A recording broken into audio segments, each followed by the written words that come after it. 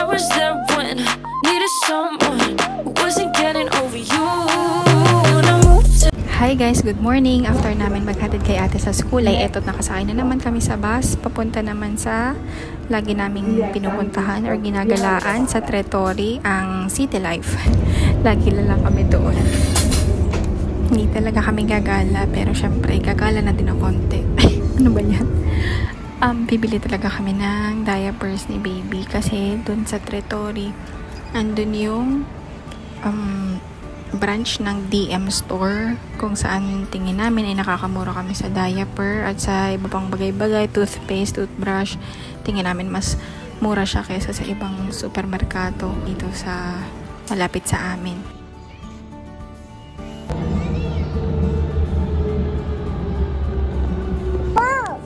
First order of business, ano pa nga ba? E di syempre kape. Kape. Oh, put away.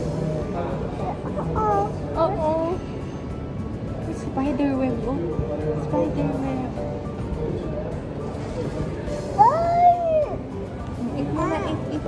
Nandito kami sa stage or season ng aming buhay kung saan ang isa muna ang kakain at ang isa ay sa bata. Kasi total si daddy ang mabilis kumain. So ayan, tapos na siya. Siya muna sa baby para ako naman ang makapagtapos ng aking kakainin. And lalo na kapag kasama namin si ate, kapag kakain kami tapos medyo chaotic talaga.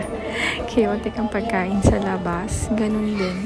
Siya muna ang nauuna dahil mabilis nga siya kumain. Tapos ako ang sa pahuli. At yun, iniisip ko na lang na matatapos din yung ganitong season at ito yung talagang kailangan, di ba? Madami na tayo napapanood na gano'n na ito yung season ng mga bata, yung age nila na dapat talaga ay chine-cherish natin kasi ang bilis talaga ng panahon. So yun, dapat ko din talaga yung laging tandaan para maiwasan ang pag-isip ng mga negative, ganyan. So yun, embrace your season.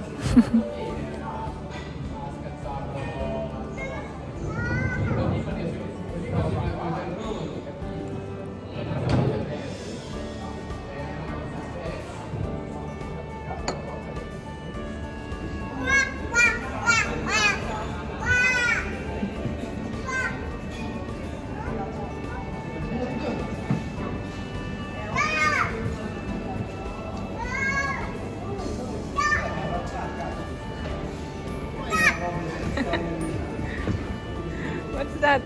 It's a? What?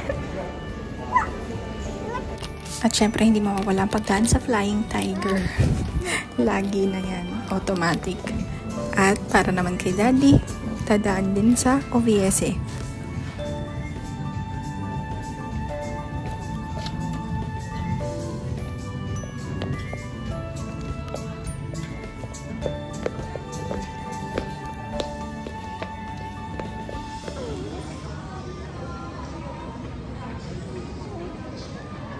Huh?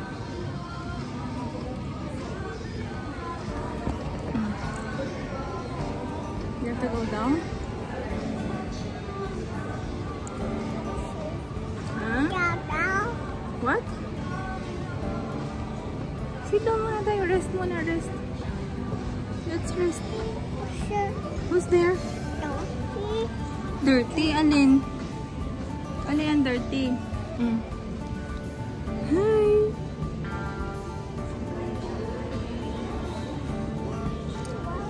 Oh, there's a big dog. Come here. Uy! Andito naman kami ngayon sa aisle ng grocery na walang mababasag. Habang si daddy ay nagagala-gala dyan para kumuha ng aming mga kailangan. Dito kami. Dito lang kami sa aisle na to. Nagstay. Paula! Let's go!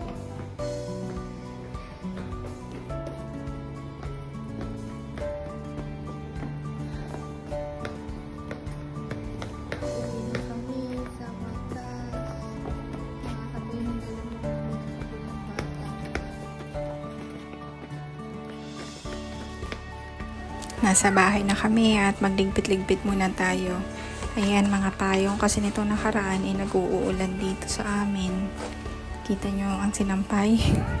Ayan, sa loob ng bahay, tuloy sa may bintana. Isa kasi yun sa mga stressors ko, ang tambak na labahin. At isa pa yan ang mga nakakalat, ang mga bagay na wala sa kanilang dapat kalagyan.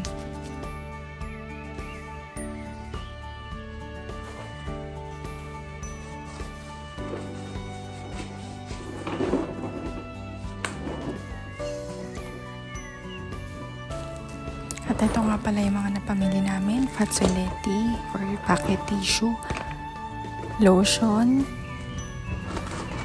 wipes, toothbrushes,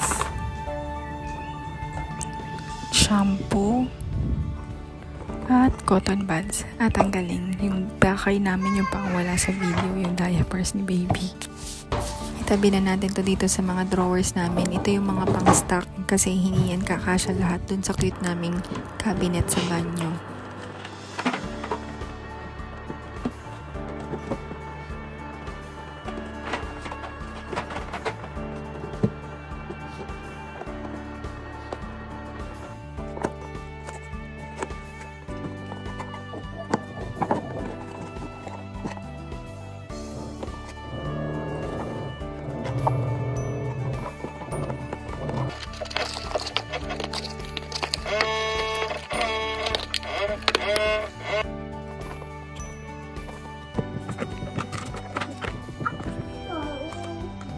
So,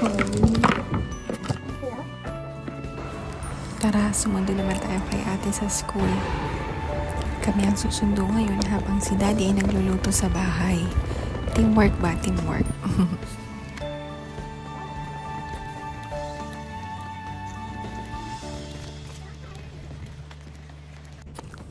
Ang ganda ng panahon ngayon, masikat ang araw pero hindi ganun kainit sa pakiramdam. Tingnan natin ang oraryo ng bus para masabi natin kung maglalakad pa tayo or magbabas na lang. Minsan pinipili kong maglakad na lang kung mahaba pa naman ang time para din makapag-exercise ako. Mahilig ako mag-exercise. Nag-try ko yung Taibo dati. Taibo, tandaan nyo ba yun? Nakakalata tuloy yung age. Zumba. Yun yung mga pinapanood lang din sa YouTube. Pero yung mga mag-gym, yung kickboxing lang na-try ko at isang beses lang yun nangyari. Lagi ako sa bahay-bahay lang. Team bahay ba? Ganon. Dati, ang purpose ko no hindi pa ako mami for physical fitness.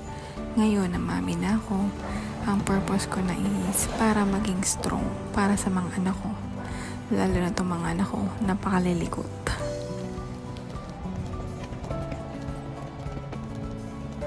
Ayan, covered pa naman ang arms at legs ni baby. Last year kasi, sa pagsundo namin kay ate, nangitim talaga yung legs ni baby. Enjoy na enjoy ako paglalakad. Tapos, nangitim yung legs niya. Hindi kasi covered ng canopy ng stroller.